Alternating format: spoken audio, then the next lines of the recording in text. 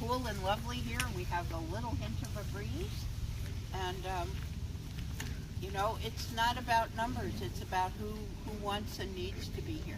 It's never about numbers with me. And so today, and the men are most welcome to sit in on these teachings.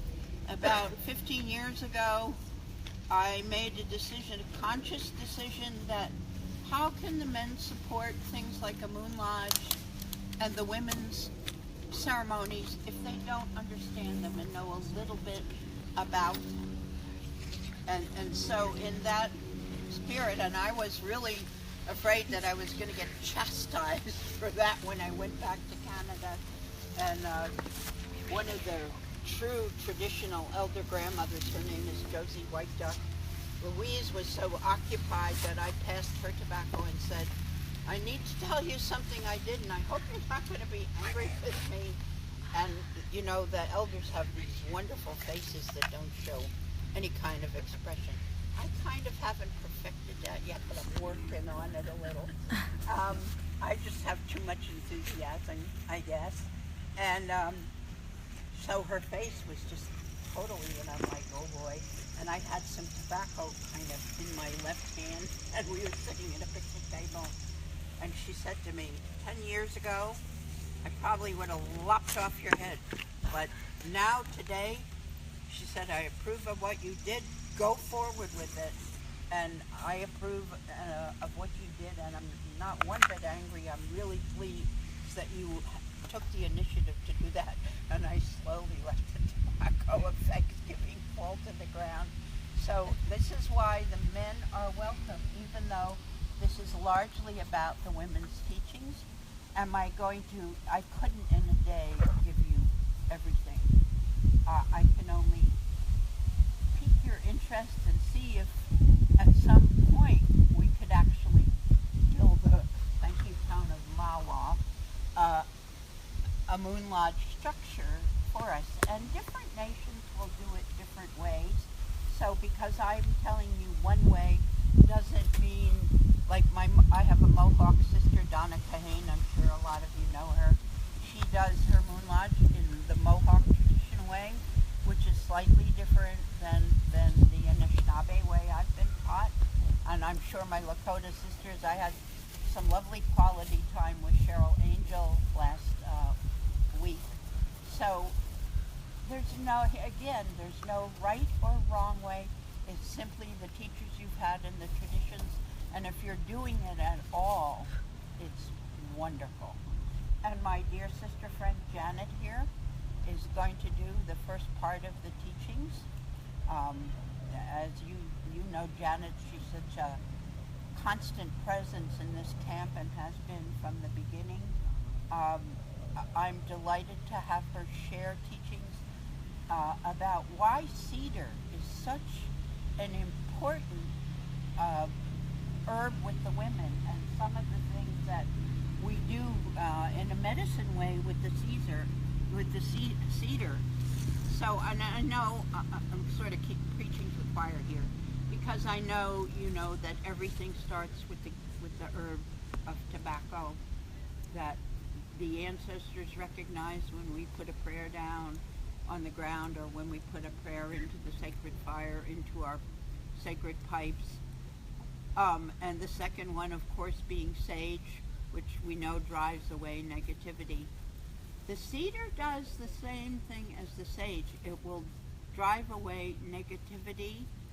However, it has another component to it that it brings in positive energy. As it forces the negative out, but it brings the positive in. Okay. Smush. Okay.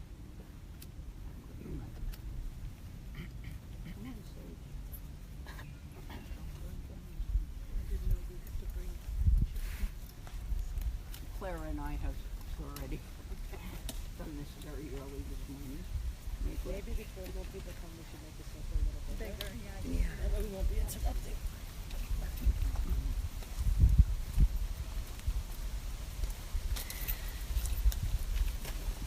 So that cedar has the same capacity to drive away negative energy, but it also has this bonus of bringing in positive energy. And of course, the last of is sweetgrass, and never ever burn your sweetgrass before you've done the other herbs, because even the negative spirits love the sweetgrass so much. So you want to be sure that you've burnt your sage and your cedar, offered your tobacco before you would light your sweetgrass. So I'm going to give bless Janet's heart. Maybe somebody would like to help her with that, because she's going to talk a little bit about how the women gather the cedar,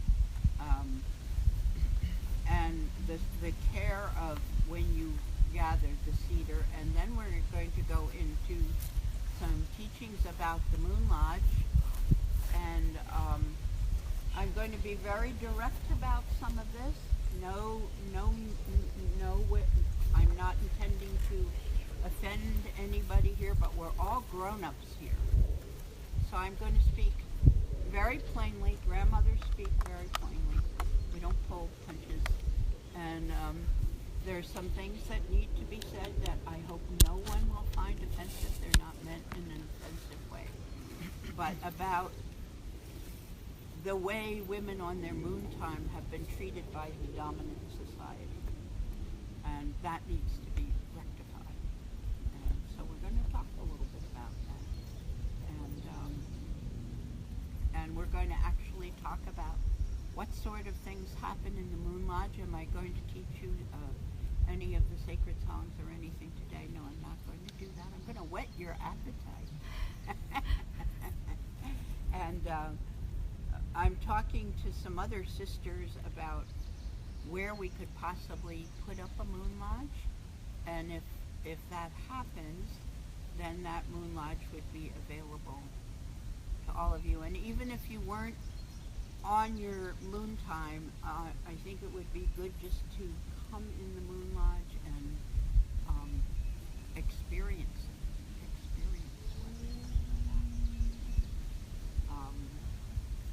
Would you like to say anything, Clara? I'd say good afternoon. Good afternoon, Clara. It's beautiful today, isn't it? I'm so happy that we're all here. I really am.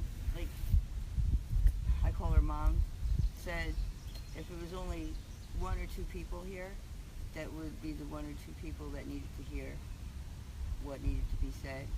But I'm very, very pleased that there are more than one or two people here. On behalf of the Ramapough, I say thank you for showing up, you know. Thank you for being connected with us, you know, and the way that you are, even to learn tradition, you know. There's room for everyone to learn something. And Mom has much knowledge, much knowledge to share.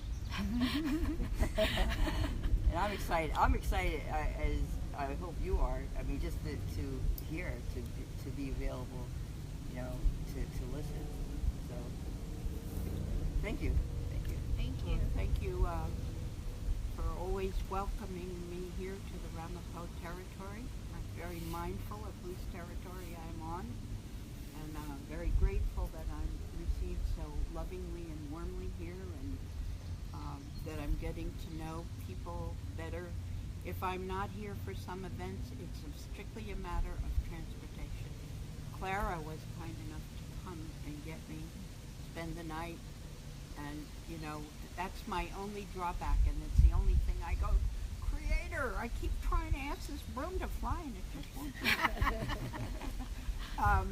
That my sight is such that I cannot drive a car.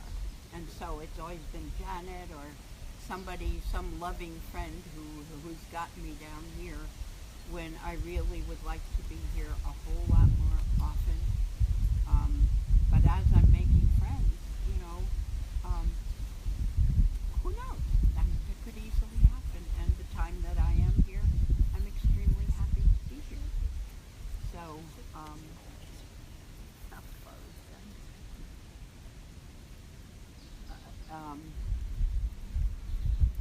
we're going to talk about some issues that are a little sensitive.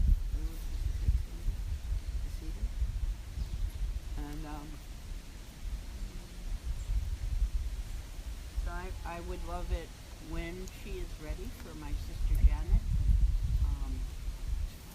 who's, you know, been on this red road a we're really taking long some, right? time. Everybody gets one. No, just take a Oh, a clump of it? Branch, Yeah. yeah. I got plenty. And has had impeccable teachers. I was always told from the very beginning of my walk from the elders that I had the honor to help me and teach me, always be willing to say who your teachers are and your teacher's teachers, because that is what will give you credibility. If you can't do that,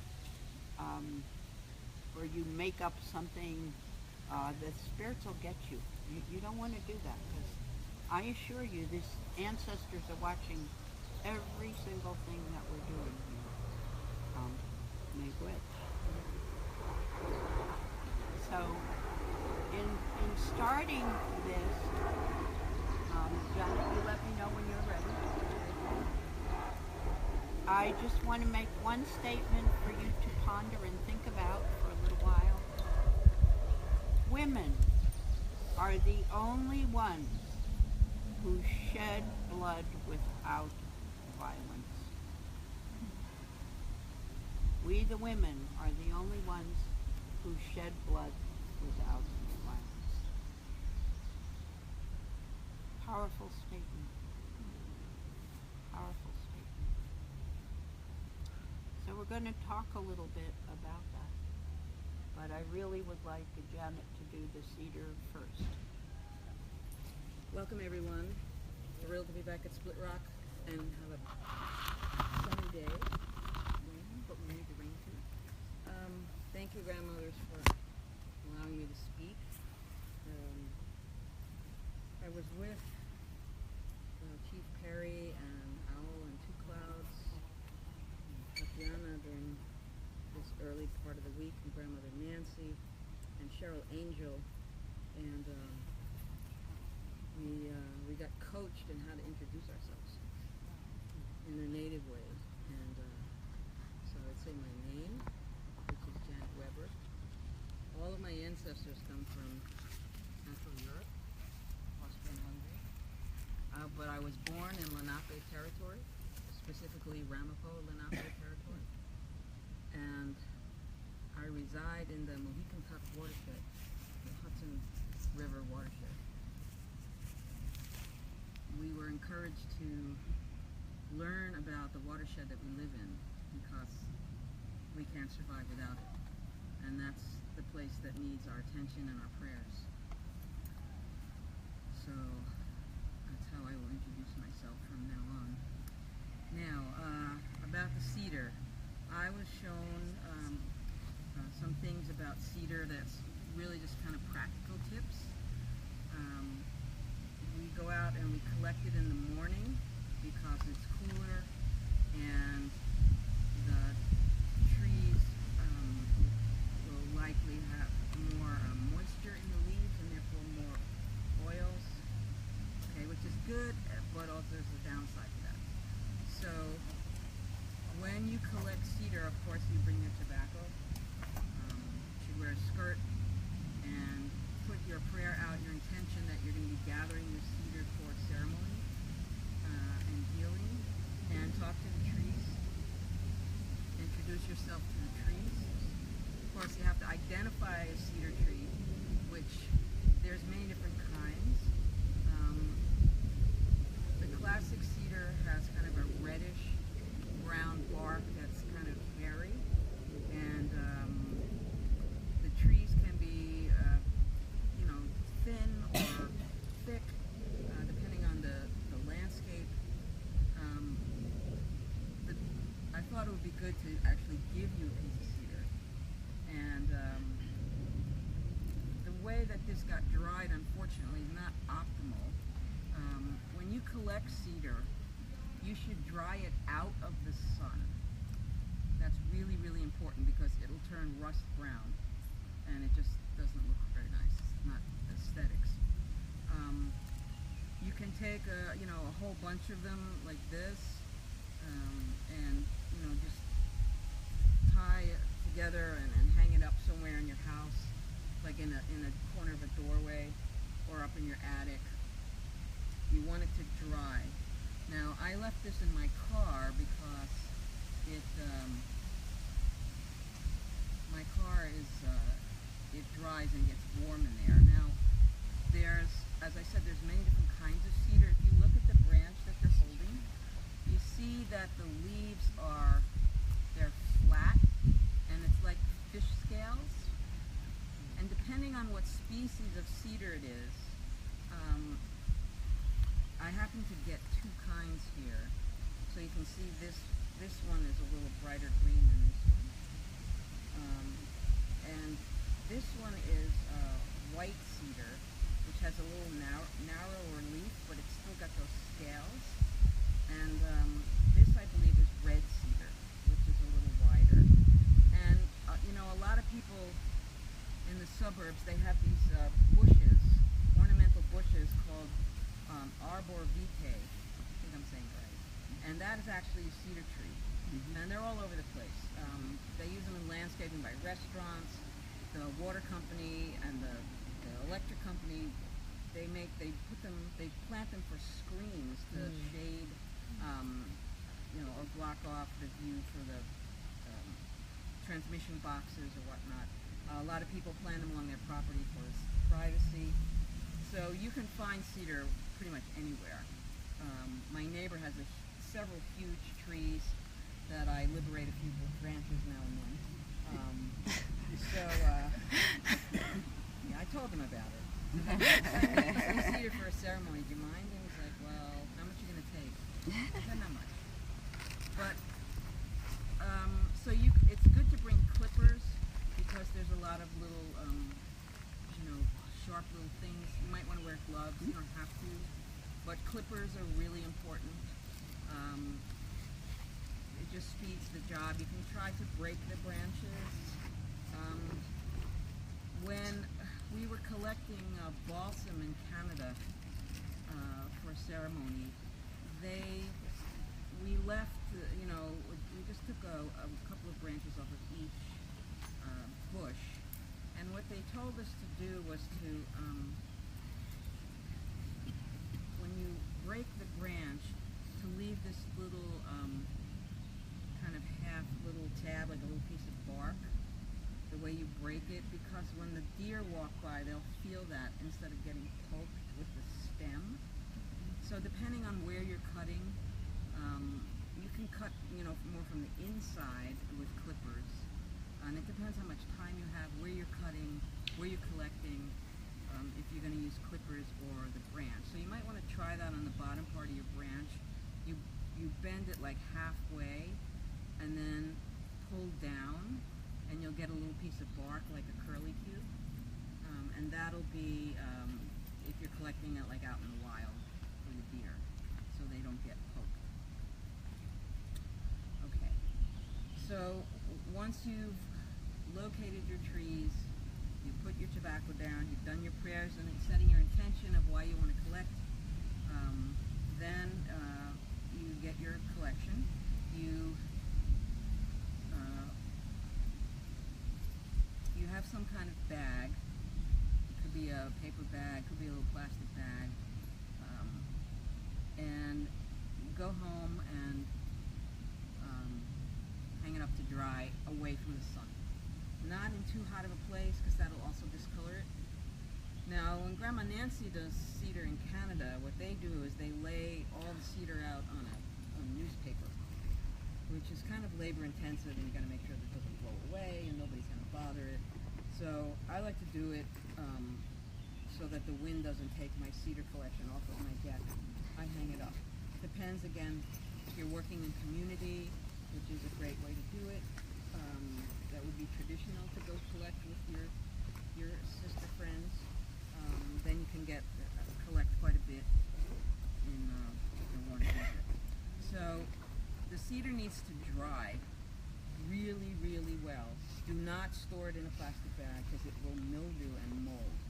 And then it gets kind of gray and smelly, and it can actually rot and get gooey. I made that mistake a few times. So you'll have to feel the cedar once you've hung it up somewhere, or you can lay it out in your house too, but don't let the pets get at it. So once it's dry, you should be able to feel it, and it should be crunchy, and it should start to cascade off. Then what you do is you get a pillowcase. Another thing, I have this laundry bag. You can get like a bag that onions or potatoes or apples come in. That's like a mesh, and that lets air circulate. You can store your cedar in there if you don't have time to process it right away. So again, no plastic bags for cedar. Same for sage. You should keep it in a cloth bag, a net bag, and then once the stuff is dry, you put it in a pillowcase of your choosing. I just happen to grab a red one, but red is nice because it's sacred. It's a sacred color. You put a bunch in, and then you roll it. And what it does is it breaks off all the crumbs without it going all over the place. So then you open it up, and technically, if you do it right, you roll it right, the only thing that's left are the stems. Some people, they collect cedar fresh, and they start stripping it with their hands, which is really hard on your fingers, but for some ceremonies, you need it right away, you need it fresh. There's a lot of people, there's a big hurry, you don't have time to do this. So this is good to prepare cedar in advance, and to keep it in little bundles so when it's time for ceremonies, you're like ready to go. So the pillowcase and the net bag is probably the most important equipment that you need. And then there's many uses for it. Grandmother, take over. That's just a method that I learned. And I'm sure in various traditions there were cedar songs. I don't happen to have a cedar song, but I sing a thank you song. So you can do that too. Can I share? I had my own experience this past week with collecting cedar, and it was me and my 8-year-old granddaughter. We collected it off of a red cedar tree, and some of what we did was what you said, but what I ended up doing was we had it down on, I used an old tablecloth, and we put the cedar down, and she wanted to. She says, Lella, this is what we have to do. She told me, this is what we have to do. She says, we pick it up in our hand, and we go like this on the cloth. She goes, and then she goes, we have the stem. We put the stems aside. She goes, we could always burn them. She's telling me we could always burn them. Save them for kindling. Yes. So, and I mean, before the week was out, we had in one of the bedrooms drying. It's all green, dried, flat out. It's probably got to be 2 gallons if you put it in worth of cedar. That she felt the need that we needed to pick every stem out of it.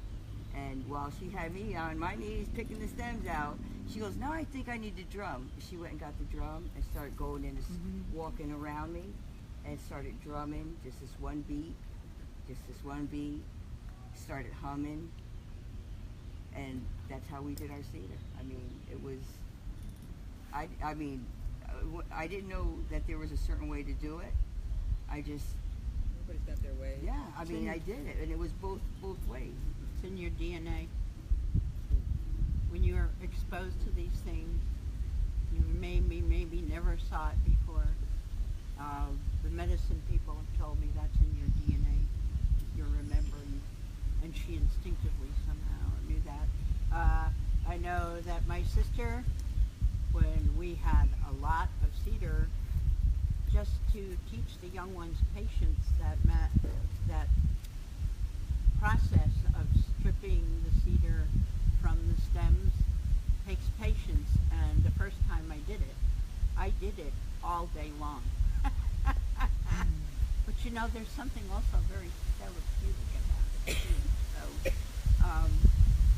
So now we're going to talk about some other properties of cedar because it's very relevant for the women. We can make a beautiful tea out of cedar when you're having especially respiratory problems. And really it doesn't, you go, how's it taste? Actually it tastes pretty good. And for the women, in the Moon Lodge, cedar is a pretty essential component of the Moon Lodge. So I want to first say a little bit about the attitudes people have when we women come in our moon time.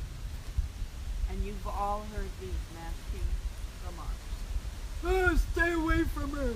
She's on the rag. Oh, she's got PMS. Don't go near her. Well, when we're on our moon time, believe it or not, that is when our intuitive powers, our healing powers are at its strongest point.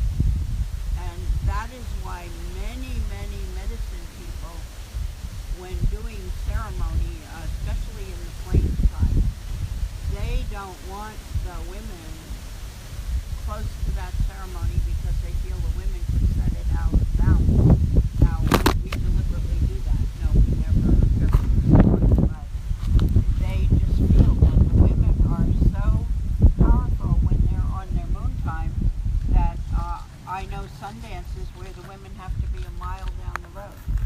I know other Sundance intercessors who won't put them in the direct area of the camp, but will have them far enough away so that they can pray and observe the dancers dancing, but they're not directly part of the arbor or the Sundance camp.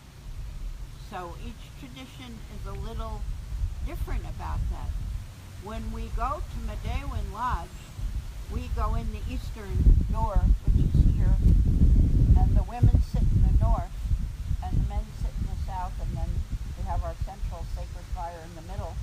And as you go right in that eastern door, you're going to see red cloths hanging. You're going to see a whole bunch of pillows and cushions, and that's the Moon Lodge section. The women are not sent out of the teaching lodge of the Meday because they're on their moon time. Maybe they've traveled hundreds of miles to get to the ceremony. And the entire time that they're in that moon lodge during the day and night sessions, there are other women who are helpers who come and take care of them. They bring them their food, the water. It's a common practice to have the berries and the waters pass periodically through the lodge through the entire day. So every tradition has a little bit different take on it, and doesn't mean again that anybody's right or wrong. It's whose territory you're in and whose tradition you're in.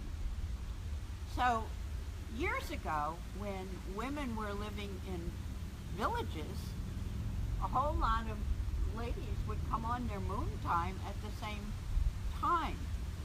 And there would always be a special structure. In the plains, it would be a special teepee. In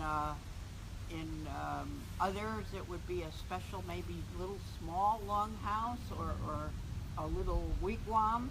And that was the time, I think our ancestors were just smart ladies. That is the time when you can be the most focused on your prayers, when you can be in that surrounding together. And the moon lodges that I've experienced have been totally lined with cedar on the floor.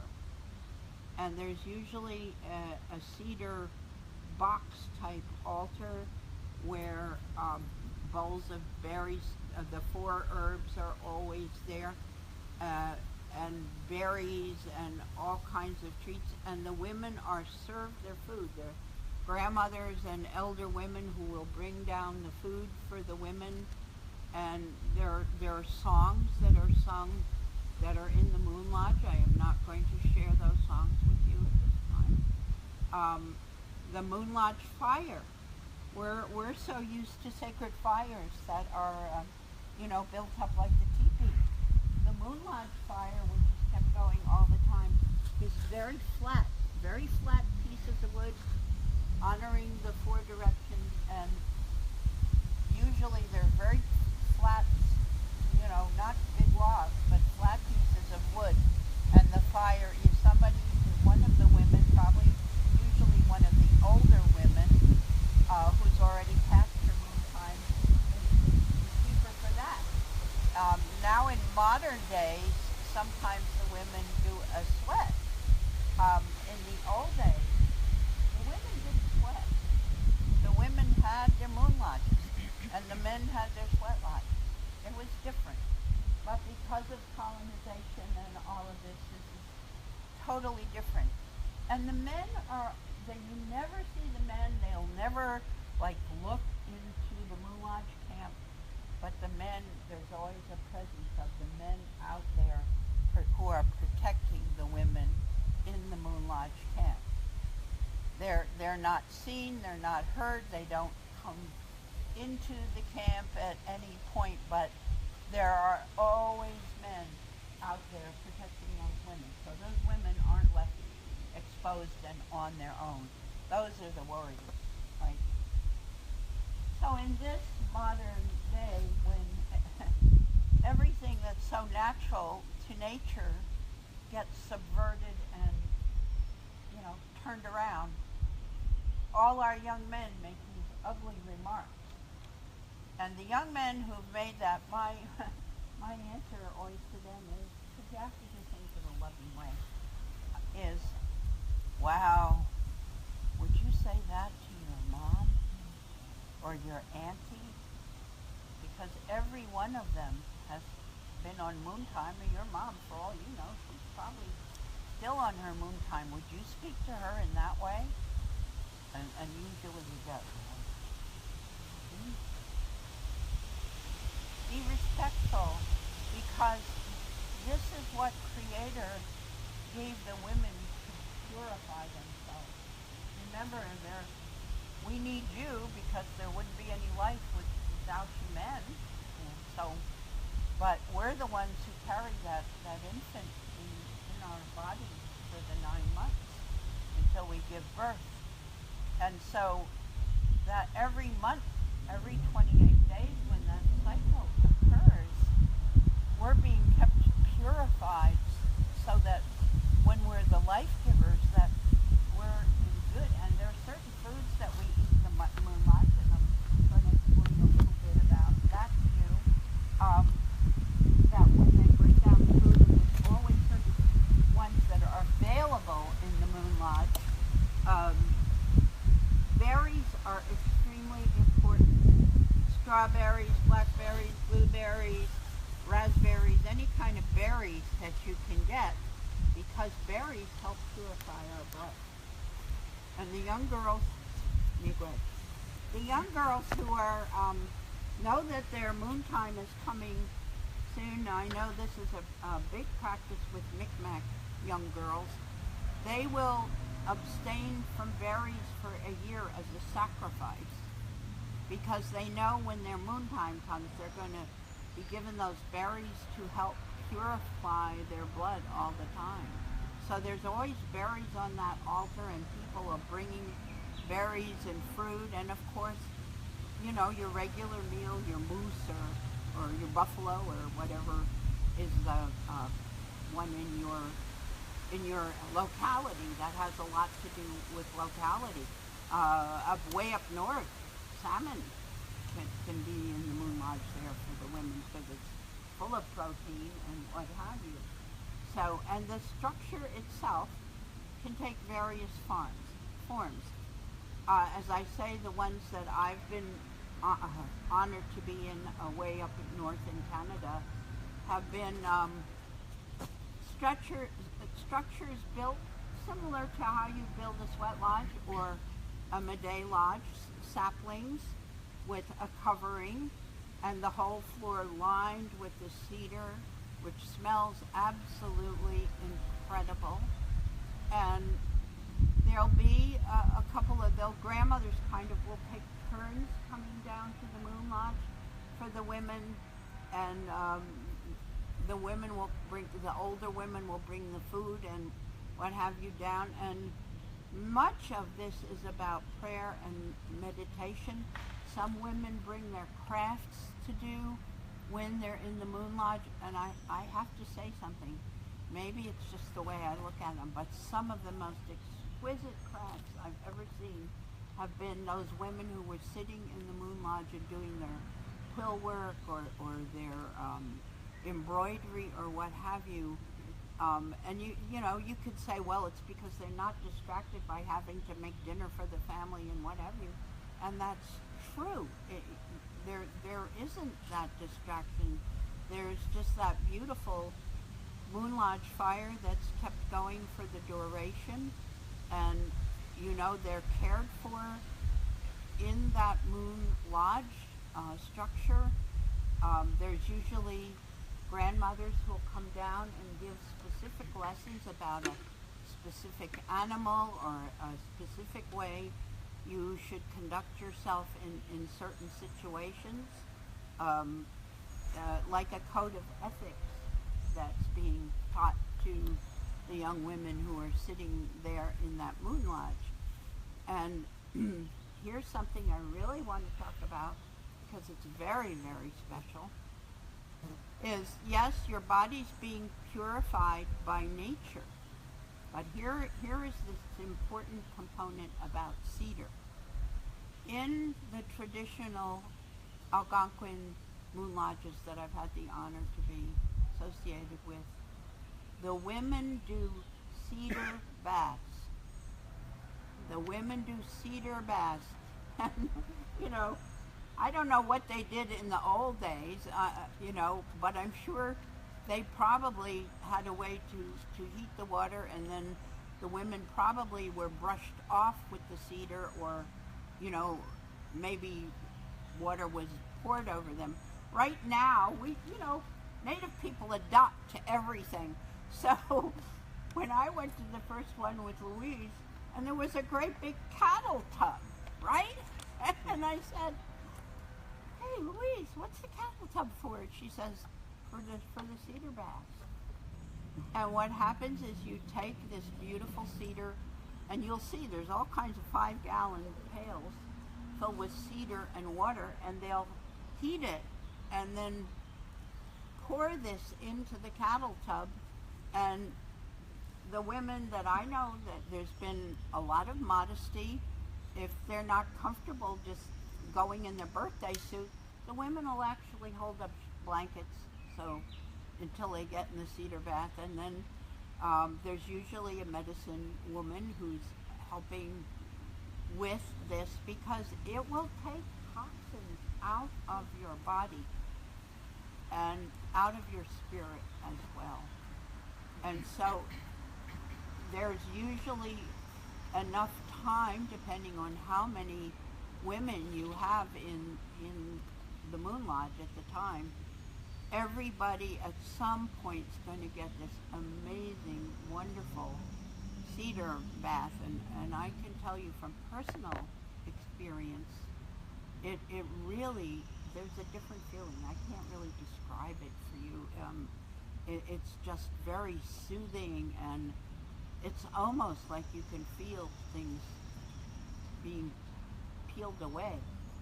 So I was at a gathering a few years ago, and I was talking about the cedar bath, and the women were all, "We want a cedar bath," but there was no cattle tub or anything. And so, you know, the big 5-gallon buckets you could get in Home Depot or at any place like that. And there are, yes, you say prayers to the cedar. You thank the cedar for giving, you know, leaving its relatives to come and help us two-leggeds. So there are prayers that are said to the cedar and to the fire, and even over the food that's brought down for the women to partake of. So what I did was I had a lot of cedar with me, and we did sponge cedar baths. It was the only thing in that setting that I could do in the kitchen. The cook shack was very, very cooperative with that in making sure that I got plenty of hot water to soak the cedar in, and I just had, I asked everybody to bring their own sponge or washcloth, and I always had extras in case somebody forgets or somebody comes at the last minute or whatever. So, you know, even in these times we can adjust. So people go, well, I don't have access to that. I live in New York City. How could I do that? And yada, yada, yada. And I go, it was a big deal, that rite of passage for a young woman to come into her moon time. I'll tell you a beautiful thing that was done on the Great Plains by the Sioux. When the moms and the grandmoms and the aunties knew that a girl was probably getting near her moon time, they would start to make a very special dress. And when she came on that moon time, she would be taken into the Moon Lodge teepee, and the elders would talk to her about what her responsibilities, because now you're a woman. When you come on your moon, you're coming into your womanhood. And of course, when life was so fragile, people married much younger than we usually do and what have you. So there were a code of ethics that you needed to be prepared for, and the teachings for that were in that girl's first moon time. But here's something truly beautiful. The blood from that first moon was wrapped in a beautiful piece of elk hide, and various little medicines were put in there with it, and it would then be wrapped in a very sacred manner. And the father of that young woman who just had come into his moon, he would get his best pony, and he would ride holding this up and say, "My daughter's a woman today. My daughter's become a woman today." And he would ride out wherever he could find the highest place to offer prayers up that his daughter in her womanhood would become a respected member of the tribe and a mother and someday a grandmother. So there was a pride. Remember how frail life can be. We take it for granted every day and forget that life is fragile. The Creator can take us home at any time. And so when these young women would come into their womanhood, it was celebrated, and a huge feast and a giveaway happened.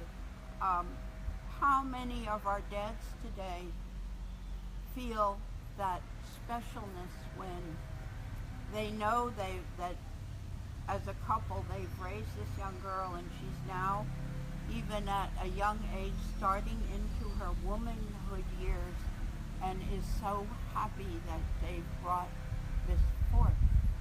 So it was a great celebration, and men did not make crude and unkind remarks about women who were on their moon time. And, you know, wherever possible, the native people still have their moon lodges, and some of them, as I say, are very different from what I'm teaching you. Every tribe has their own way of doing this. But we now have native people who weren't raised on reserves. I wasn't raised on reserves. How are they going to know these things? How are the men going to know these things? How are the men going to support the women? And 15 years ago, when I stuck out my neck and did a men's group, and the men had beautiful questions. They were respectful questions. They asked it in a good, respectful way. How can we support our women? And they had a men's sweat. And the women were upset that there was nothing for them. And I said, there are elders who will help you learn to put up a moon lodge for put up a moon lodge for your women, it's like bringing them a bunch of roses to do this for them. So what about those of us who live in a city apartment or a suburban surrounding? Look at the nonsense that's happening here because there's some teepees and stuff, you know. Your neighbor might not be thrilled if you put up a moon lodge in your backyard, and I don't think they'd be thrilled and happy if you put up a moon lodge in Central Park. But there's a way for you ladies to celebrate this. Women don't cook food when they're on their moon time, because there again, there is this power and what have you that the men don't want to be around the food if the women are cooking it. Well, hey, you guys, you all know how to scramble an egg, right? You know how to pick up the phone and order from Sweet Mango Chinese. So when your wife, your girlfriend, even your mom is on that moon time, treat her really special. If she doesn't have the grandmas there to help her say, I can make my own meal tonight. I can go around the corner for dinner. What would you like? What can I bring you?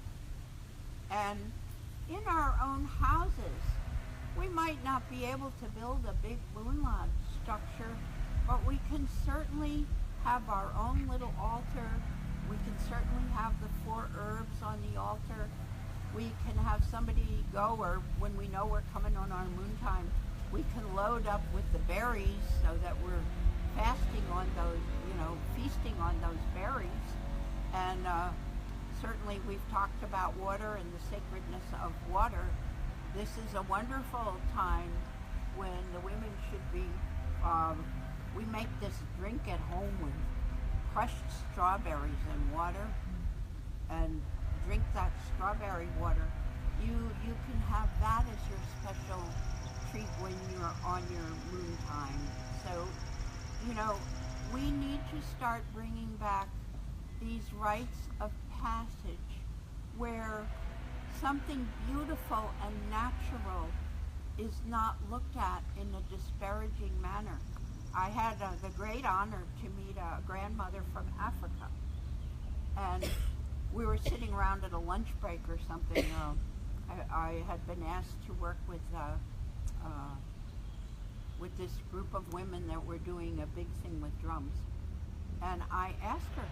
She asked me first about moon time, and I explained what I know, and do I know everything? Oh my goodness, no, I don't. And I asked her, so what do you women do in Africa?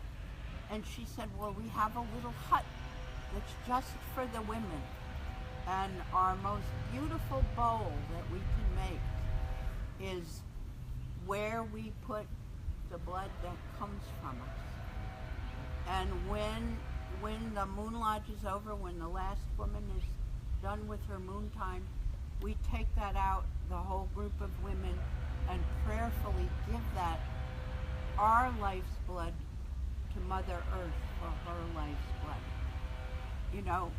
Back in the days, that's what the women did. They went out and gave the blood from their body to the Mother Earth. Now we're not in a position to do that unless we're way off in the bush or something. Then we can do it. We still do it. That's how you know do it. Yeah, but we can still do it in those settings. But there are we have to unfortunately adjust to the dominant societies that we're living in. But can we make our own moon lodge altar? Yes, we can. Can we ask our men, please be respectful of this time when I'm on my moon, and I really want the quiet time to meditate and pray, because in those moon lodges, that's what we do. We pray, all of us. And I don't care, every tribal tradition, and I'll bet you,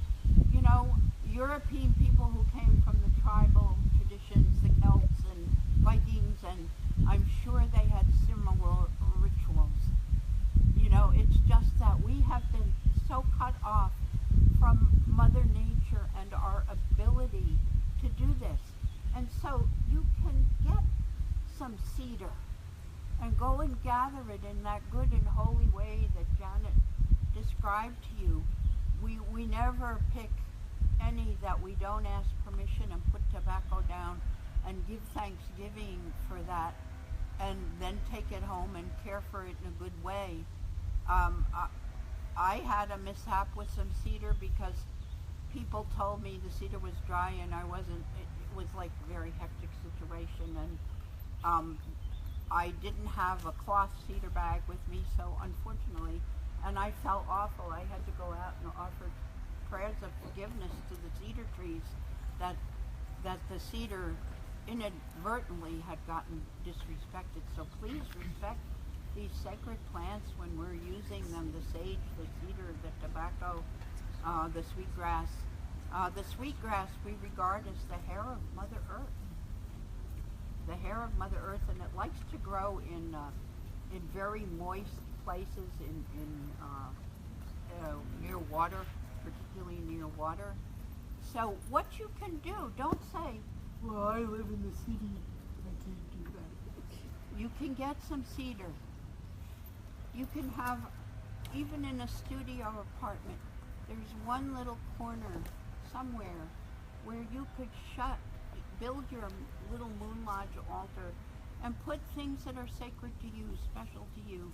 Everybody's moon lodge altar is sacred and different and beautiful and unique. And you use items that are specifically sacred to you. It might be a feather, it might be a crystal, it might be a turtle shell. Somebody gave me a pure white turtle shell, and that's very sacred. Now I'm past my moon time, so in Canada, when I was at Sundance, there were 7 of us grandmothers that were designated as Sundance grandmothers, and each day I would go down and have a lesson or an animal teaching or a song for the women in the Moon Lodge because they were treated in a special good way.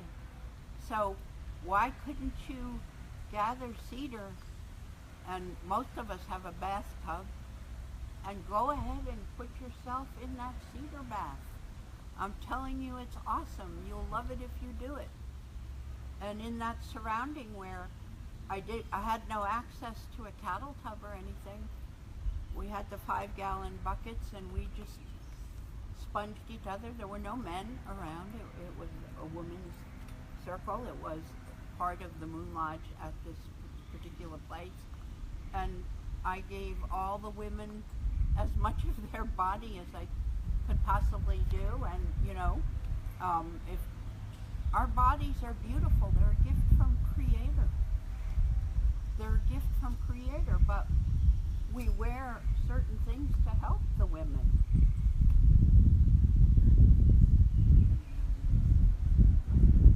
Okay, yeah. So, okay, if you want to make some cedar tea, what would you do? Because I want you all to know that. Thank you for reminding me, Janet.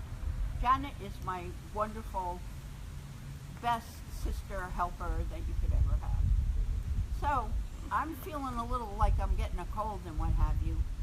I will go and I will first smudge everything, even the pot I'm going to use, you know, take my sage and smudge it, smudge my cedar bag, whatever, and take out just a handful of cedar. You don't need a gigantic amount, depending, I mean, if you want to make a big gallon of cedar tea, then you're going to use more. And people go, well, what if it still has the sticks? Put the sticks in there. That's okay. It's fine. I usually strip my cedar totally down. Put it in a pot. Really, glass pots or enamel pots are best. Do not use an aluminum pot. Cedars and all the medicine herbs we use can turn toxic if you use an aluminum pot. I was told by grandmothers who are really herbalists, and I most assuredly am not, if possible, use a glass pot with no metal in it. You know, like those old percolators work good. Or an enamel pot. And bring that cedar, you just cover the cedar with enough water, like so that it's totally submerged, and bring it to a slow boil for however long it takes. And then you're going to turn down it to a simmer and simmer it for 20 minutes. And I always was told by my sister Faye, who was an herbalist, among a lot of other things, drink it as warm as you possibly can, because that's when you're going to get the most benefits out of your cedar tea. I had a brother, and he was like kind of coughing and what have you, and he's like, I can't drink it straight like that. It really tastes good, honest. I'm not kidding you. It tastes good. Well, so I said, okay, and I stuck a spoonful of honey in it for him. He was okay with drinking with some honey. And honey's good for all of us, so please pray for the bees that we're losing all the time. And if you have gardens, please plant flowers that the bees would love to come and visit, because we need those bees. Now, with the cedar bath, my rule of thumb is to take one of those 5-gallon buckets and fill it halfway with the cedar. And if you're going to do it directly in the bathtub, just throw that cedar, and then here's where you really probably want the cedar that's pretty well picked of sticks. Because you don't want your bare ozeki on those sticks, really. So I usually, what cedar that I would use for cedar bath is well stripped down, and just get that water as warm as your hot water could possibly be, and kind of, you know, like the baby's formula, or if you had to heat a baby bottle, kind of put your wrist in there, and when you know you can tolerate it, get in there and just, the water is going to turn green, yes. Don't worry about your bathtub, it'll be fine. You know, and get yourself in there, like, and if you're going to do like a really full bath, then it's reasonable to say you're going to use more cedar. If you're going to fill the tub so that it's all the way up to neck, you better use a whole bucket of cedar then, all right? And just luxuriate in that for a half an hour, or until the water cools down, and you're going to feel like $1 million. I kid you not. And if you're, you know, if you're on your moon time, there's nothing that says you can't get in that cedar bath. It's going to help you. You know, there are herbs that can be used. Oh, me gwitch. Thank you, Clara, in a minute. I think I'm going to move my legs, which are getting cooked at this point. So, you know, just do this. And, you know, cedar, like, there was a pregnant girl at one little cedar bath incident I could do. And I swear to you, when I was doing her with the cedar water, the baby was going boom, boom, boom, more, more, more. That baby knew that the medicine was being used on his mom, you know, and I know that was such a joy to me to be doing her with the big sponge, and the baby was like communicating with us that he liked that cedar bath. Huh? If I have a suggestion, I've done cedar baths, and my tub, you know, what happens is when you're filling up the tub, you kind of run out of hot water, and the cedar has to steep in order for the essences to be released. So what I did was I filled I waited to fill my tub, and what I did is I got a couple of big lobster pots, and I heated the water on the stove, and I put the cedar in that.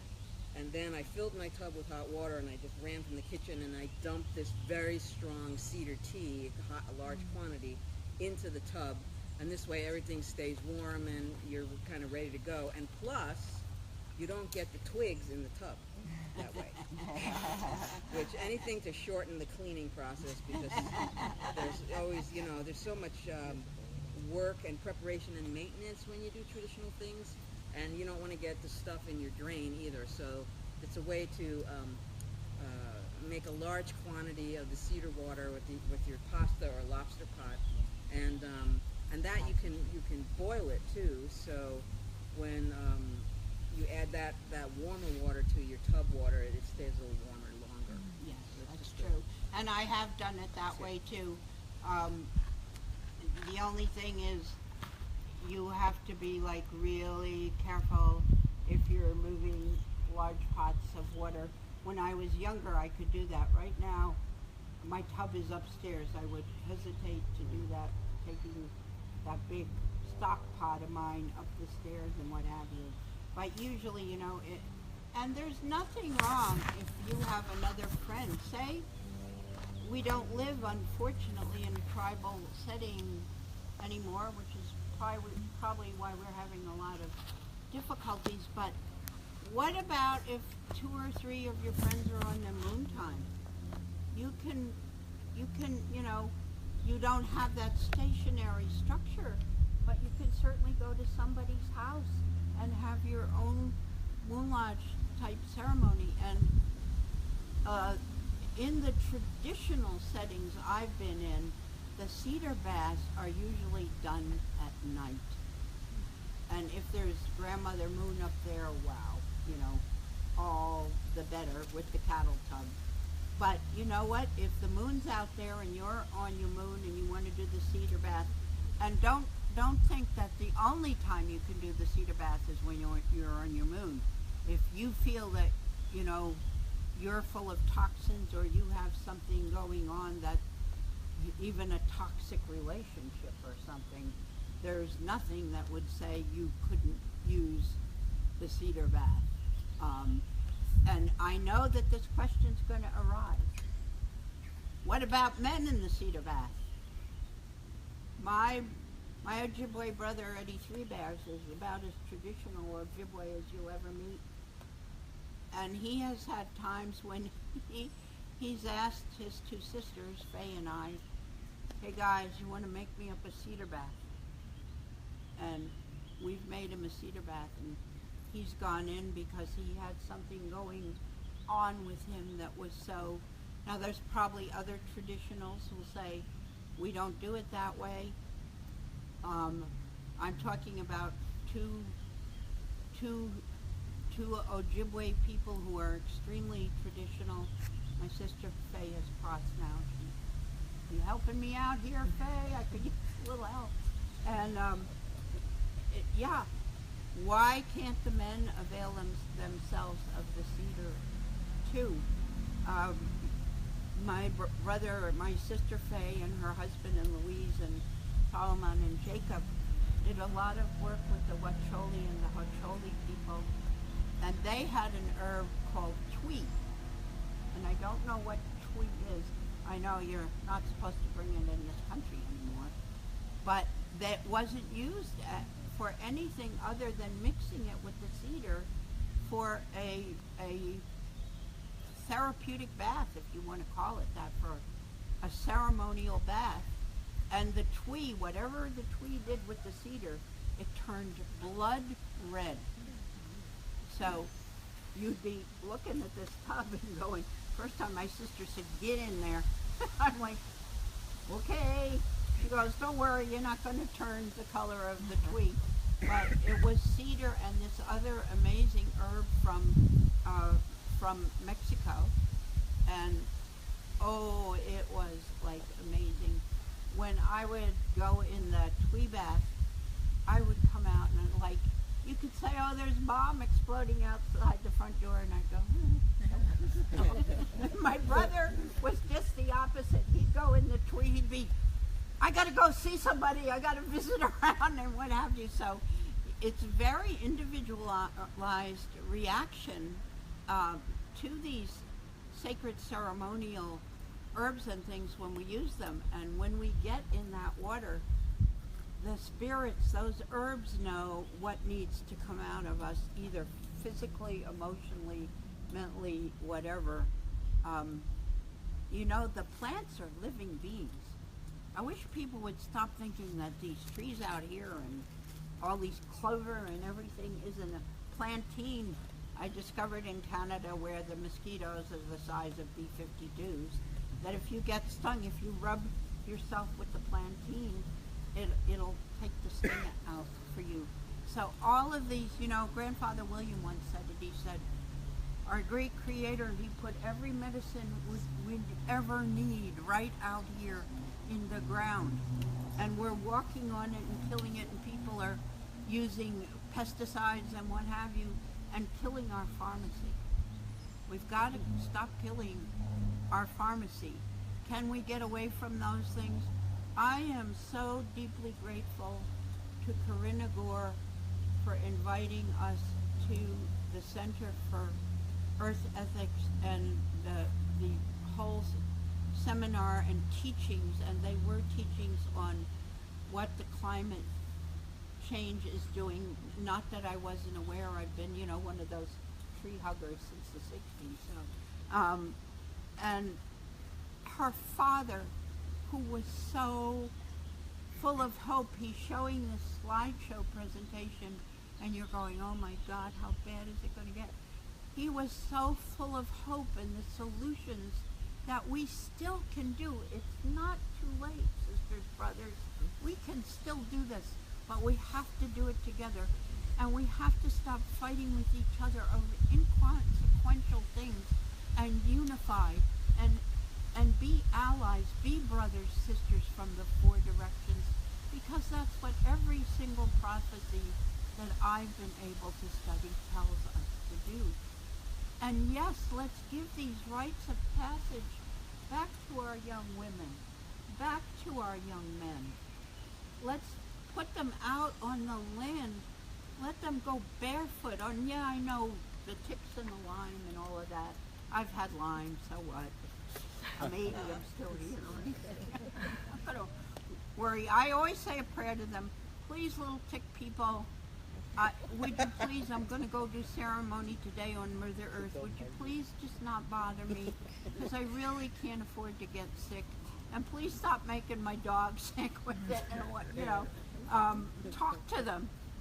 I'm not sure they'll listen, but it certainly can't hurt to talk to them, right? And so all these, and I've only touched the surface because there are certain things that I can't share. I'm delighted to see the men who've come here. Thank you, dear brothers, for coming here and listening and understanding why these ceremonies are important. And they're for you. When your women are strong, you're going to be strong. Your children are going to be strong.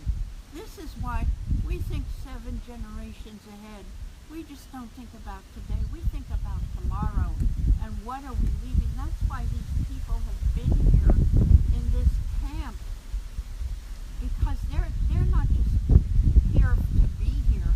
They're here because if we don't have pure water to drink, nothing can survive. The animals can't survive. The plants can't survive. Even those creepy crawling ones who can be annoying to us. And certainly our children won't survive. So bring back these rituals. And even if you don't have a large body of people to do this with, do it for yourself. I'm sure my sister here has been in ceremonies like this. I know a lot of you have been in ceremonies like this. And yeah, different nations may do it different ways.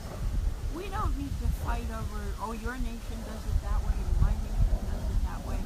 If you're in Lenni Lenape territory and you have a Lenni Lenape elder medicine person who can teach you honor that you're on Lenni Lenape land, if you come up into Setil, into Maliutin and Washat, we welcome you into our territory. Respect the way we do things in our territory and share with us the way you do things in your territory. It's not a competition. Please, Creator, don't let it be a competition. Respect each other's way. We were there with all these clergy people from every faith you could imagine, and people were hugging each other and sharing teachings and what have you. And this is the time. This is the time when the eighth fire is lit, and we have one more chance to get it right. One more chance. And if we don't do it now, and I'm not a doom and gloom person, everybody here who knows me well will tell you I'm probably one of the most optimistic people you'll ever meet. But do I see the realities of what's around us? These people sit in their air-conditioned houses there. They probably won't come out here because it's too hot. Look at this beautiful breeze the Creator's sending us to cool us off. Look at all this beautiful greenery around you. Creator gave us all those herbs. He gave us that cedar so that we could help heal ourselves, heal our children. You know, not everybody can put a physical moon lodge up. You women, keep that moon lodge in your heart. You men, when your women are on their moon time, you know, respect that. That's probably when their intuitive powers, their healing powers is the most powerful. And what about us grandmas that are no longer on our moon time? We're the ones who will nurture those women who are on their moon time and take care of you men. We'll cook the meals for you men, and we'll make sure the kids are taken care of so that those women can go down there in that moon lodge and have that peace, that time of peace and prayer. And you know, when you men go into your warrior lodges, that's the same thing. We women need to respect. When the men want to go in just a warrior lodge, it's going to be hot in there, I could tell you that right now. Respect that. Pray for your men when they're in there. When we go in the mixed lodges together, we're in there like brothers and sisters. You know, so if somebody leans on you, it's not a big deal. Don't worry. You know, nobody's being unrespectful there in those situations. Maybe someday here we'll have a moon lodge for the women. I don't give up that prayer, that hope. They object to the teepee, right? Permanent structure. Well, my goodness gracious, how ignorant are you? You've never come down and looked at the teepee and don't realize how quick that can be taken down and moved to another spot. Gee, the history books don't teach anything about the people who first walked on these lands. You know, I'm probably omitting some things, and forgive me for that. I just want to give you kind of a thumbnail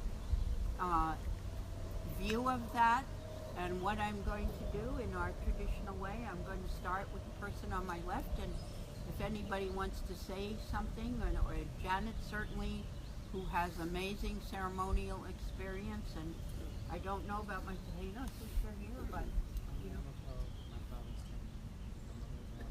Okay, Ramapough Taino sister, and you know, they may have something to share. You know, I know that much when I want to know that much, but with what little I know, I'm so deeply honored because these were the instructions from my teachers. Now we've taught it to you, take it out, because unshared knowledge is useless knowledge. So I say Chimegwech for listening, and you know, whatever time we have left, let's everyone have a voice to say what they want. I'm just happy to see everyone here. Everyone here united. It feels good, and I'm just happy, and I welcome everyone here. I welcome you as well. I'm sure you have other things to do, other things that you can do, and we welcome you. Thank you. You know, it's always great seeing you. And I want to thank you once again for hear you. I was just telling Grandma Nancy, we were at a conference in New York at the Union Theological Seminary and received great teachings there. I like the way that Grandmother includes everyone, and it's the indigenous way. I mean, the earth is our church, and these trees, these stones, the river, these are our altar. And so we bring, which I learned many years ago, we bring creation in. So the idea we have to have a building and plumbing and lights, it's not our way. And Grandmother in particular, I like the way that given the tension between men and women today, she brought it back where she acknowledged the men in that conference. And it was the laying of the hands. So it's a really blessing to have you here on this land, and I thank you for these teachings. I'm a sheep, Grandmother Nancy. Thank you in Ramapough, and Yako K, thank you in Choctaw. And I want to take a Cedar bath as soon as I can. And as far as the bees, and Einstein said if the bees go, the human race has 4 years. Okay.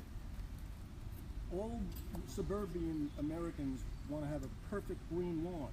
Dandelions, spray Roundup, poison on it. Huh? I learned a couple of years ago that of all the flowers, the dandelion is the most efficient harvesting flower for the bees to get the energy and the honey.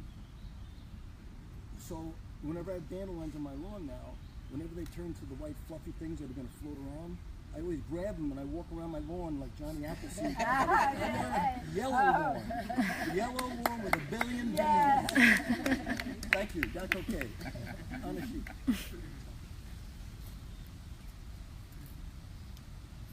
Thank you for having me. I am very moved by all of this, and I think if I take one thing out of here, and I'm taking many things out of here, is that unshared knowledge is useless knowledge, and how important the oral traditions are to be passed on down. Thank you. Oh. Thank you. I'm so humbled to be here and learn from you. I'll carry this. I can't wait to take a Cedar past you. Watch out, cedar trees, they're coming to get you. Oh. My name is Charisse. My native name is Buffalo Woman. My teachers are Rita Whiteblood and Shauna D. Listening Deer. I'm so grateful that the teachings have once again shown themselves to me. I was sharing with friends on the way down here that my life has just been a series of revelations. And each time I receive teachings from a tradition, it just confirms and solidifies my unexplainable DNA need for tradition. I was raised in a Western culture, and I was often ostracized for wanting to learn tradition. And I still can be challenged by my family members.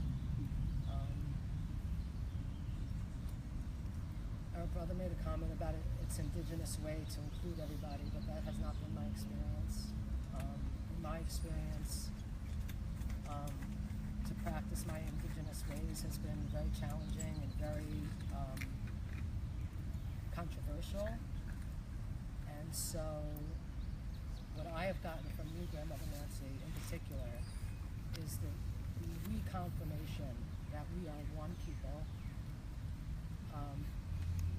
My teacher Shawnee calls us the Rainbow Tribe, where we don't differentiate between teachings and traditions, but that we remember that we're all from one place, the time before time people.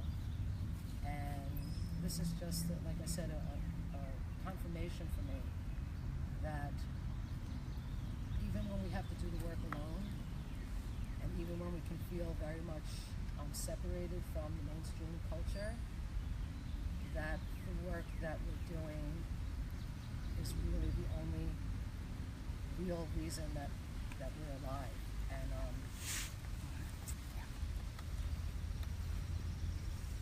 my prayer is that this goes out in concentric circles around the world, and that people start to take action where their heart tells them to, and not worry about Lyme disease and laws that prevent people from trying to do the right thing. You know, the natural laws are the laws that the earth will follow, not the written laws by man. And so I'm grateful to be a part of the circle, and I hope that our circle continues to grow and that these teachings reach everyone. I hope.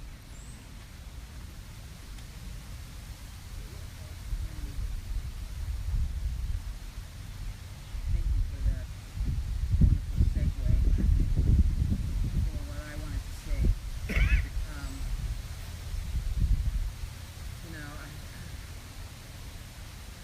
even though I grew up Austrian Catholic in New Jersey, I've had incredible fortune, gift to have been with many, many elders for almost 20 years now. I don't know how this happened. It just happened. I mean, I had, you know, medicine people coming to my house. And, I worked with, I was an assistant to the Indigenous Grandmothers Council for 8 years, traveling with them and teachings and ceremony and, you know, behind the door teachings and gossip and whatnot. And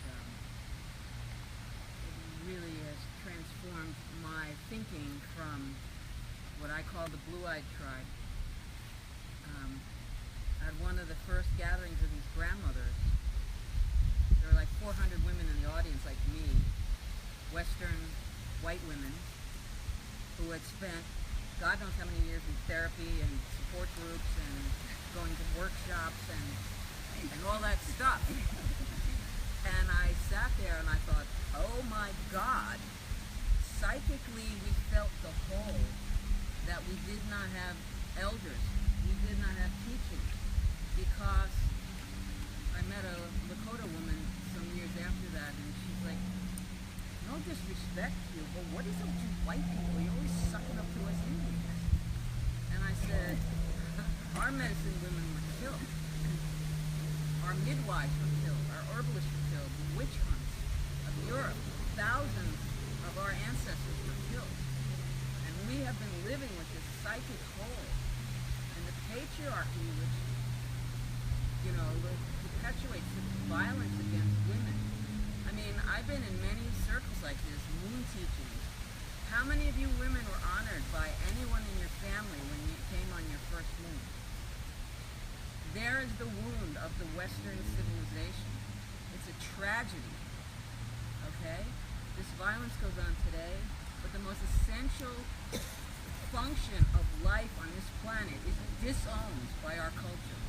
It's disowned, devalued, demeaned. And what do we got going on now in Washington? They're taking away health care for women. Maternity benefits. What insanity is this? But we have all this money for war and the military, okay? So you see this played out over and over again. So, if you have young women in your life, do a little ceremony with them. Talk to your nieces, your grandchildren. Have an honoring. There's only one piece that I learned long ago, that in Scandinavia, I think Sweden, when the daughter of the house comes on her moon for the first time, the father brings home a bouquet of flowers. And he honors her because there's a new woman in the house. When I was told that, I wept. Because, you know, we had this little, you know, all the girls in 6th grade were whisked off to the middle school for this film by Johnson & Johnson. This horrible animation. God, do I remember? What the hell is this? And the boys are like, what's going on? Oh, we know. You know, and they'd already started, I mean, God, that was in the 60s, you know.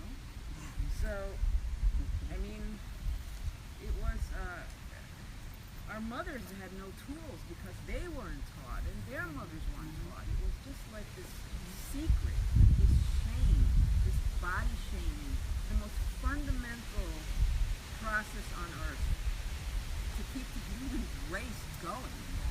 And so when we were at the symposium earlier this week with Chief Perry and other Ramapough members, and Nancy and I were there, and there were these ministers, and these people said, you know, there's kind of a split. It's pretty obvious about who believes in life, who supports life, and who doesn't.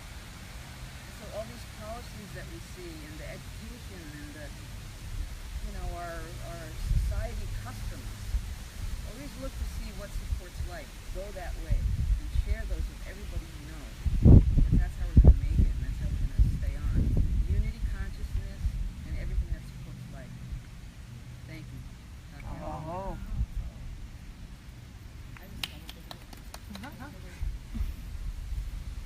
Hey, we can clap.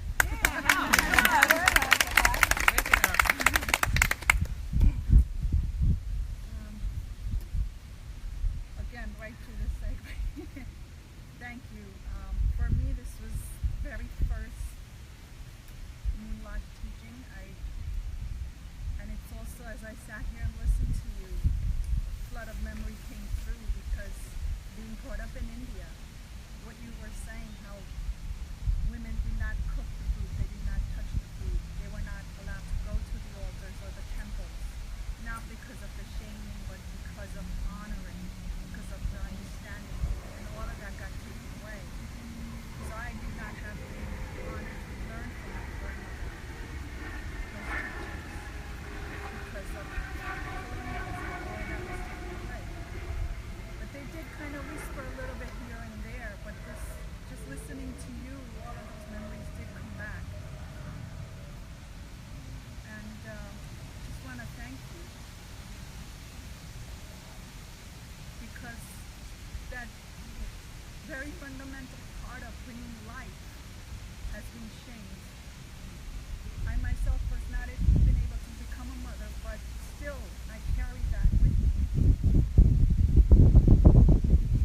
And that pain of not honoring that, I think it goes on so deeply. All the cultures, all of the indigenous people have gone through this. But I'm so honored to be part of this circle. And you continue bringing that remembrance back to us. So thank you, and I can't wait to do my cedar bath also.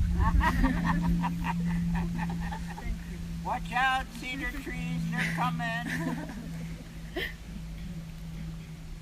Thank you so much for having me. I believe here with knowledge and curiosity. And I can't wait to go on. Thank you. Hi, I'm Christine, and also thank you. I love this person. It's like mine. And no offense to traditional organized religion, but I get so much more out of this. It's so much more communal and inclusive. It's beautiful. Circle Sunday.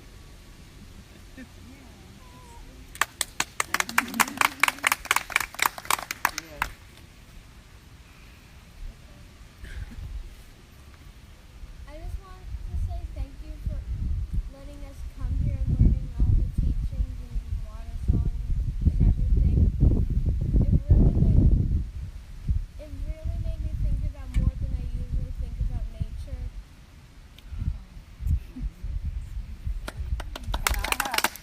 Can I have a big hug from you?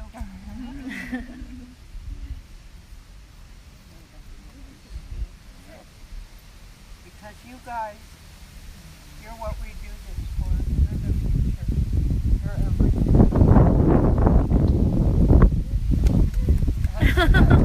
Hey, you forgot that to Grandma.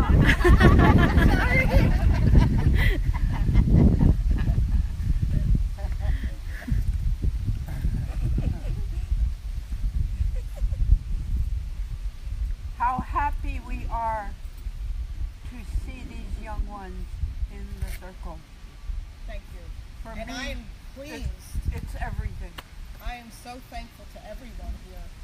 And you know, I'm Ramapough, but I didn't gain a lot of knowledge from my mother because she didn't gain a lot from her mother. But she lost her mother young,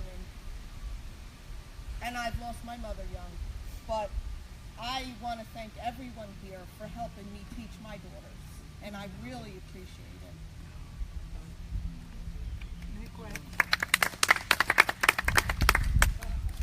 I also want to say thank you for teaching us everything we know now, because I just like being here and sitting out here and listening to all of you guys say what you're saying, and it's just cool to be here.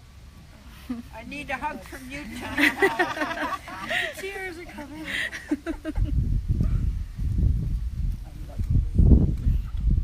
Grandma. This is what it's all about.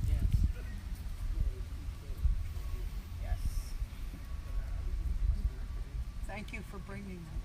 Hi, my name is Anu. Thank you for letting us be here.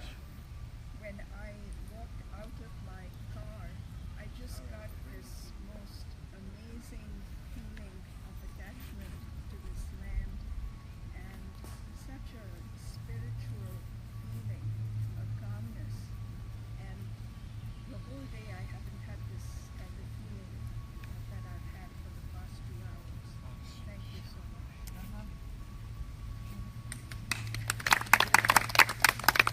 I was very fortunate to have a wonderful grandmother who taught me about herbs and teas and plants and nature growing up in Denmark. And it's very nice to be here with everyone because I feel very much at home here with the attitude that we have towards nature and towards life.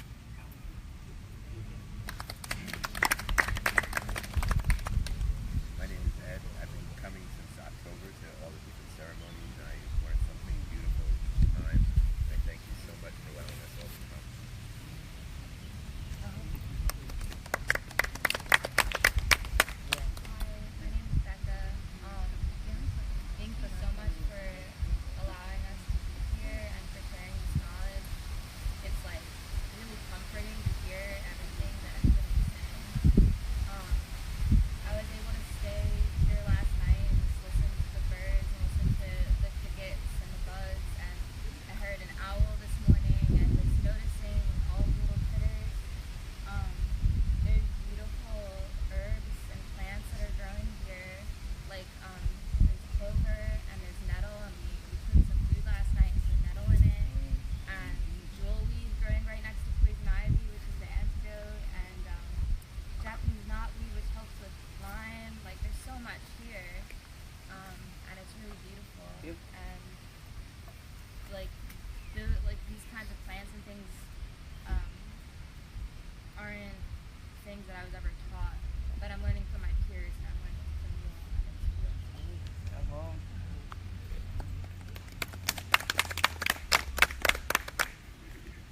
Hi, I'm Tom. I just wanted to thank you for being inclusive and letting me listen in. It's really nice to hear about it.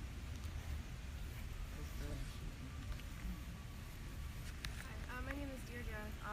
Thank you so much for teaching us how things have gone on this land.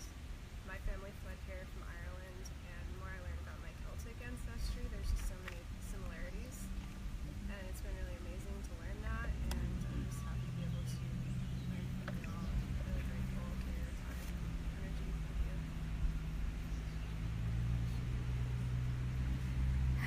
My name is Rhiannon, and there is nowhere else in my life that I can go where I get the sense of welcoming and embrace that I find here, and I am so grateful for that. I feel like every time I leave here, I leave with another little piece of what's been missing in my life, and I'm so grateful for that.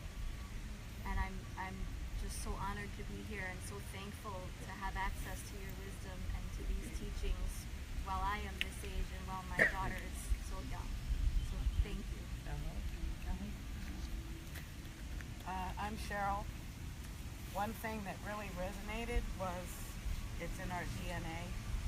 and I'm very thankful that my great-grandmother was Penobscot, so I have very, very young memories of some teachings, but they stuck and they're here. But I'm still pretty stinking white. And I'm very frightened when I'm in other places that people have lost their minds and they've lost their contact with the Earth Mother, and they're just running and doing crazy things to one another. And I'm so thankful that there is a voice.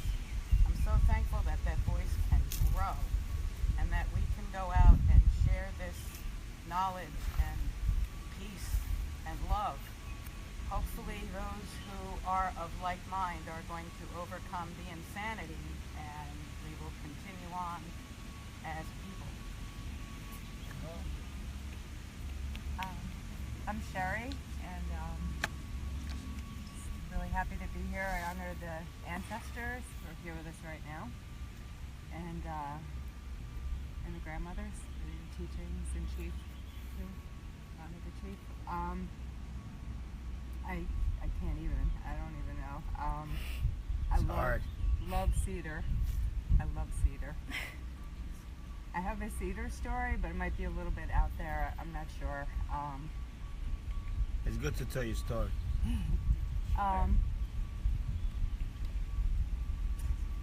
I traveled to Canada to see an uncle who was about to pass, and I don't know him super well. It's a long story, but I felt in my heart I needed to go, and I didn't bring my medicines with me on the plane, which kind of felt interesting. But at the care home there was cedar in the courtyard, and someone had just cut a whole bunch of it.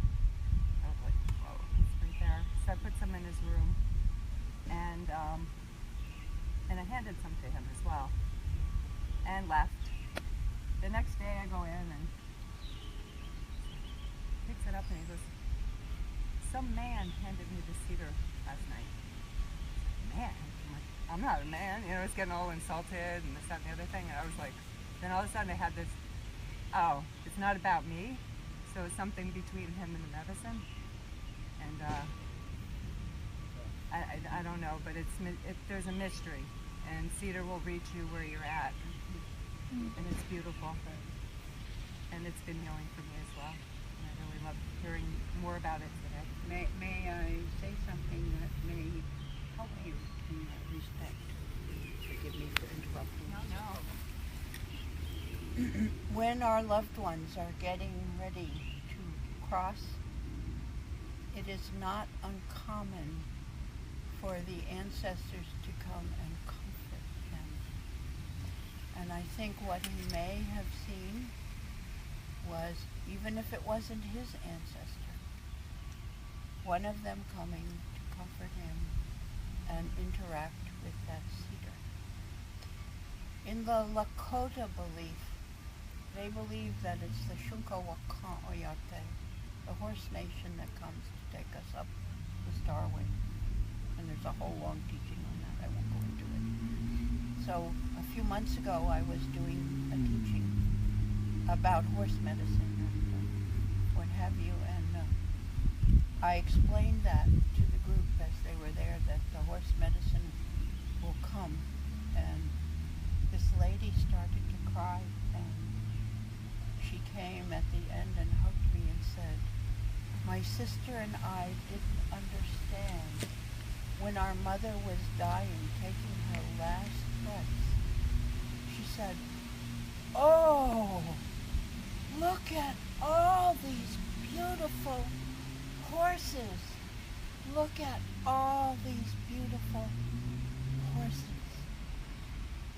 And they weren't native people, and they certainly weren't Lakota people.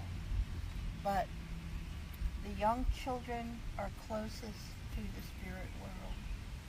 The ones who are transitioning back into the spirit world have experiences like this, and sometimes the family, they'll say something and the families don't understand. So thank you for sharing that beautiful story. I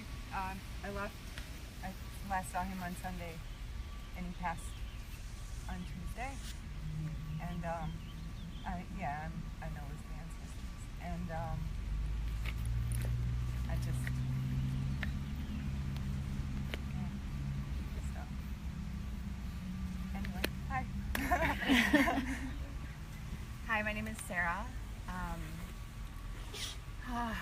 Your words are like water, your teachings are like air. I'm so grateful. Every time I come here, I feel blessed to be a part of this land and this space, and then the generosity with which you gift your time and your voices and your lineage, and then the permission for us to carry it forth and bring it to others. And I was so blessed to be at the water teachings a few weeks ago and step forth and did my first sharing of that to about 13 women 2 weeks ago. And we happened to have 4 men there, and they held food for 4 directions. And it was so beautiful and powerful. And I'm just very grateful because I am called to the earth. I'm called to my brothers and sisters. I'm called to stand and give my breath, my body, my hands to stepping in to the belief of another way, a better way. And so each of these moments are amazing. And especially because most of my teachers have been men, I am just like so grateful for a woman's perspective. And Well, women teach too, you know. yeah, I know. I have not had. I learned most of my teachings from women. I'm so fortunate that I have not had the opportunity yet. So that's why these two before me have been such a blessing. And I call in more grandmothers and more wisdom women, because I feel like their words, at least in the lineages that I have come from, have been wiped out. And their teachings have been wiped out. And I'm grateful.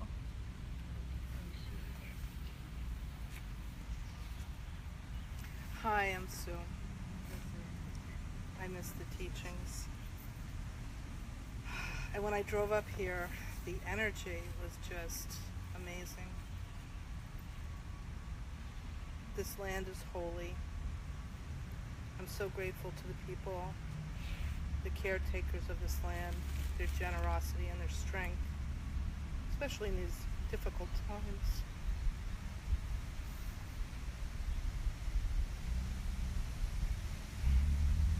I'm grateful to each of you being here, the energy that you hold, the grandmothers who, like you said, so generously share. And I'm so grateful to this land who just hold the space for us. It's really good to be here. Thank you.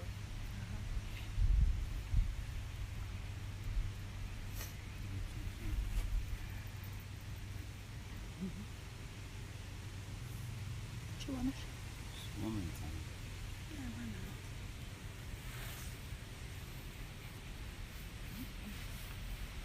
Hello, I'm Heather. I've taken care of my parents through their hardships, and they've both passed away recently. And we had a respite place up in the Catskill Mountains that literally 2 days ago we went up there to ask to see if we could just stay there for the night. And it has changed. And we bumped into a lady, a photographer, Eileen, and she brought us here and introduced us to you. And she said, these are good people. And you are. This was a place that I used to go as a child when I was small, baby, an infant. And we went up there just to spend the night, because we're in transit from moving from one place to another. We just needed a place to stay, and they kicked us out. And we are homeless right now. And I Eileen recommended us to you, and we're all for the pipeline, not the pipeline, like against it. And we spoke, and she was an angel. Sometimes angels walk in front of you. You just have to look for them. And they're always there, so you always have hope. And so that's basically what we're doing right now for the next couple days. And we're trying to put our lives back together. My brother, my father, I took care of my family. My father passed away. He flatlined 6 times in the hospital right in front of me in the emergency room. He had 5 strokes and 2 heart attacks, and I always took care of my father. And my mother had Alzheimer's. She had it for 20-something years plus. So I picked up and I moved from Florida to take care of my mom. Because on my father's request, I promised him if there was anything that I needed to do, if he needed me to come home, I would come home. And so I did. And then my father went into those strokes and the heart attacks. Yeah. So now my brother's in charge of the will.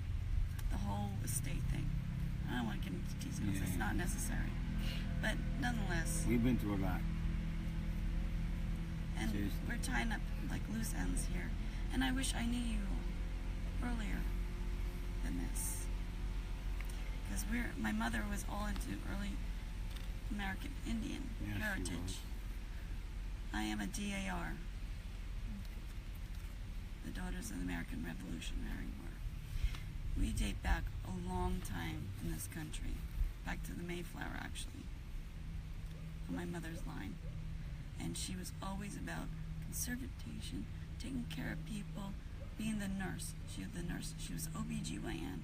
She was the beautifulest person. She would help everybody, everyone, no matter what, to take care of everyone. And I know being here is her voice speaking out to me, and my father as well. But somehow she brought angels into my path, our path. No, that means to I'm find an us angel, right? here. Which I am. So that's why we're here. I don't Thank know you. if there's more I can tell, but My story is completely different, but if I start to forget about it. I'm from the Dominican Republic. My grandmother, she came here as it's a ladies thing. See, I can't speak. See, she just told me not to speak. It's a ladies thing. I'm so sorry. You can speak. You can speak. You can speak. No, this is. You can speak. It's everybody in the circle. Everybody can speak. You can speak. My grandmother came here. She was completely illiterate. Couldn't read, couldn't write. Doesn't know the difference between number 1 or number 2. I don't know how she made it out here, but she did. And then she comes out to the United States.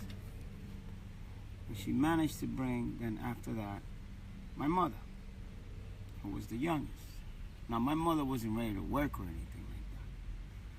But she knew that she loved my mother, her daughter. So she brought her here. Then they started working in factories and things like that. You know, factories. They never did anything wrong. I'm very proud of my family because we never did anything wrong to make money. We did everything right to make money. We just work. We work. That's what we do. We work. So my grandmother's sewing away. She's sewing, right? And then she brings my mother here. Then my mother, she becomes, she goes and works at a hospital, but not as a nurse or anything like that. She just takes care of the old people. But she got the job. And she took care of the old. She took care of the old people, all of them. You know that my mother, till this day, she became then a manager after that. Wow. Seriously. Out of nothing. Out of nothing. Now my mother is, and now she's done, she's retired, but she doesn't want to be retired. She's stubborn. No, my mother's very stubborn. She doesn't want to stop. She's like, no, you know, I'm like, Mom, can you just go back to the Dominican Republic? We got a house, we got everything over there. She's like, no, I got still stuff to do. And that's why when we see things like this, it's a big deal to us. I don't think people should give up on anything. If somebody wants to do everything until the end of their lives, they should do it. I think that's a good thing. It's commendable. It's actually smart. Huh? How the heck you think that these strong people stay strong? Because they do things to the end of their lives. They don't quit, they don't stop. So we don't do that either. That's what I learned from my grandmother. Never quit, never stop. That's what we do. And never do anything wrong, and always help people. That's the deal. That's the deal I have with my grandmother. Even though she's not around. You don't hurt people, you help them. And that's what we do. That's what I do, at least. That's the truth. That's the plain truth. I swear to God. Kid you not. Uh-oh.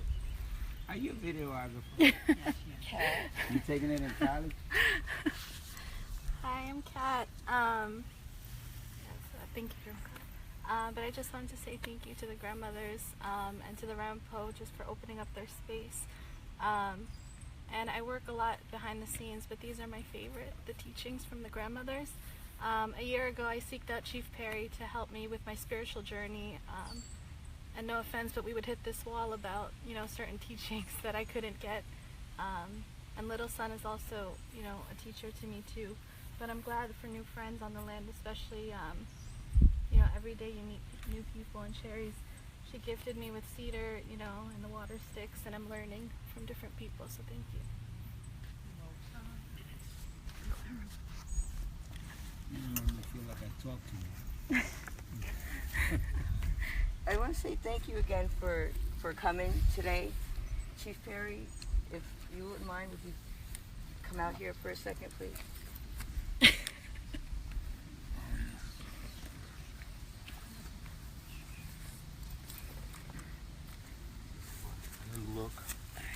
You look wonderful. If everyone could come up, and we'd like to just lay hand on Chief Perry to encourage him, to strengthen him. He's been a strong pillar in everything that has been going on here at the camp. You could come in also, please. Right. And Chief Perry's native name is Iron Bear, which is true. Yes. How Iron appropriate. Bear. I honor you.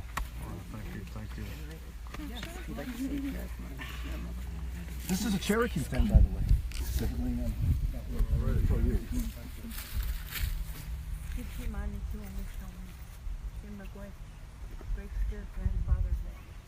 We say thank you, and as I said before, the men are the ones who stand as our protectors and who put their lives on the front line.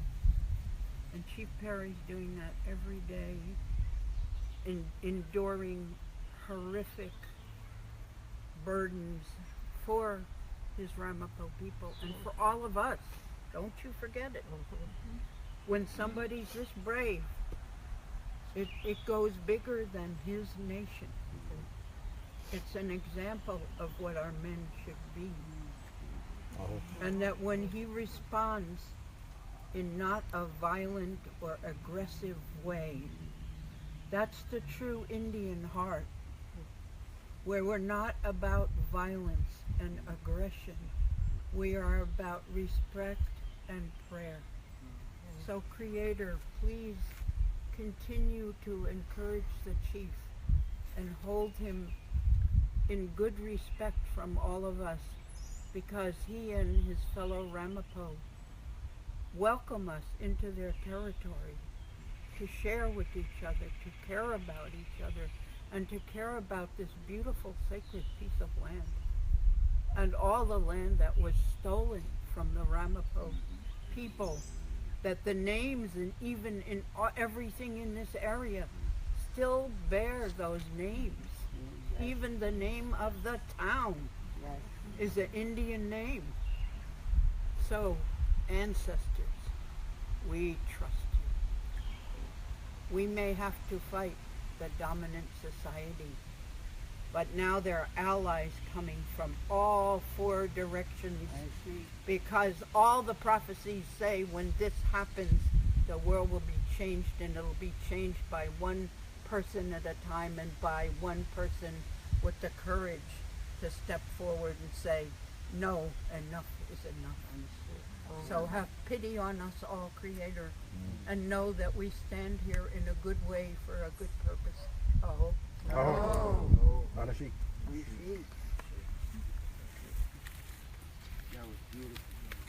I can't wait to take a cedar bath. How about if we get a big dump truck full of cedar, hold it up there, dump it in the river there, and we all go in and take it. Let the sun heat it up. Before we disperse, We have a closing circle. before we have a closing circle, my dear friend Janet would like to do something, so I'm going to let her explain what she'd like to do. In the way the sacred hoops, we always think about the connection between the generations. So I would like everyone to line up according to age. I'm always first one there. Do it. How to get to know your neighbor. So we're going to start with Grandma Nancy. I'm 80, so I'm probably the oldest one in the circle. Okay, that's up.